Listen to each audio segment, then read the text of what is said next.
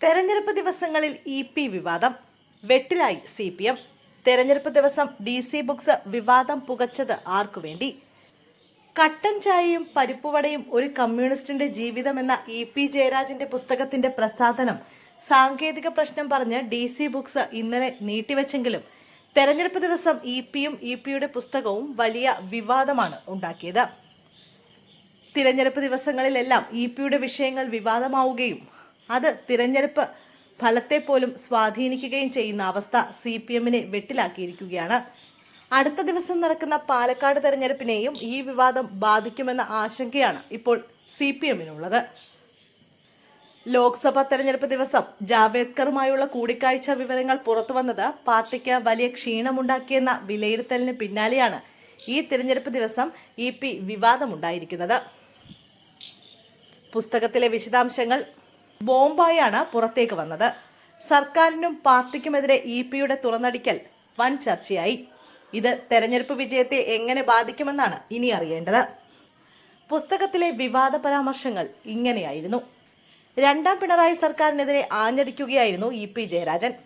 സർക്കാർ ദുർബലമാണെന്ന വാദമാണ് ഇ.പി. ജയരാജൻ പുസ്തകത്തിൽ ഉയർത്തിയിട്ടുള്ളത്. പാർട്ടിയും സർക്കാരും തെറ്റുകൾ തിരുത്തണമെന്ന് ഇ.പി. ജയരാജൻ കുറിച്ചു. തന്റെ ഭാഗം കേൾക്കാതെയാണ് LDF കൺവീനർ സ്ഥാനത്ത് നിന്നും മാറ്റിയത്. പ്രകാശ് ജാവേദ്കറുമായുള്ള കൂടിക്കാഴ്ച ലോക്സഭാ തെരഞ്ഞെടുപ്പിന് മുമ്പ് ചർച്ചയാക്കിയതിന് പിന്നിൽ ഗൂഢാലോചനയുണ്ട് എന്നും പറയുന്നു. ഇതുകൂടാതെ P. സരിനെതിരെയും ജയരാജൻ രംഗത്തെത്തി. സ്ഥാനമാനങ്ങൾ പ്രതീക്ഷിച്ചു വരുന്നവർ വെയ്യാവേലിയാണെന്നും PV അൻവർ പോലും ഇത്തരം പ്രതീകമായിരുന്നുവെന്നും ഇ.പി. പറയുന്നു. വിവാദ ദല്ലാൽ വിഷയവും ഇ.പി. തുറന്നെഴുതിയിട്ടുണ്ട്.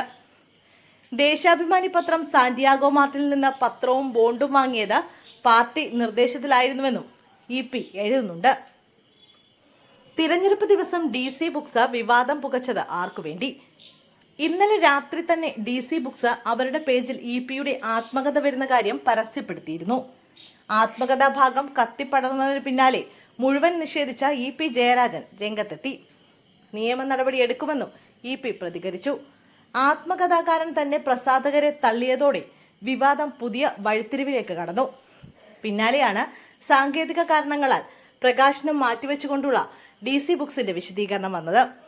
ഇ.പി. പൂർണ്ണമായും തള്ളുമ്പോഴും മാധ്യമങ്ങളിൽ വന്ന ആത്മകഥാ ഭാഗം DC ബുക്സ് നിഷേധിക്കുന്നില്ല. ടൈറ്റിലടക്കം DC ഉറച്ചു നിൽക്കുന്നതും ഇ.പിയെ പ്രതിരോധത്തിലാക്കുന്നുണ്ട്. എന്നാൽ ആത്മകഥയുമായി ബന്ധപ്പെട്ട പുറത്തുവന്ന വാർത്തകൾ വ്യാജമാണെന്ന് പറഞ്ഞുകൊണ്ട് ഇ.പി. ജയരാജൻ DGPക്ക് പരാതി നൽകി. സരിന് വേണ്ടി ഇ.പി. ഇന്ന് പാലക്കാട്ടേക്ക് പോകും. ഉപതെരഞ്ഞെടുപ്പ് നടക്കുന്ന പാലക്കാട് നിയമസഭാ മണ്ഡലത്തിൽ ഇടതുമുന്നണി സ്ഥാനാർത്ഥി P. സരിന് വേണ്ടി വോട്ടഭ്യർത്ഥിക്കാൻ ഇ.പി. ജയരാജൻ ഇന്നെത്തും.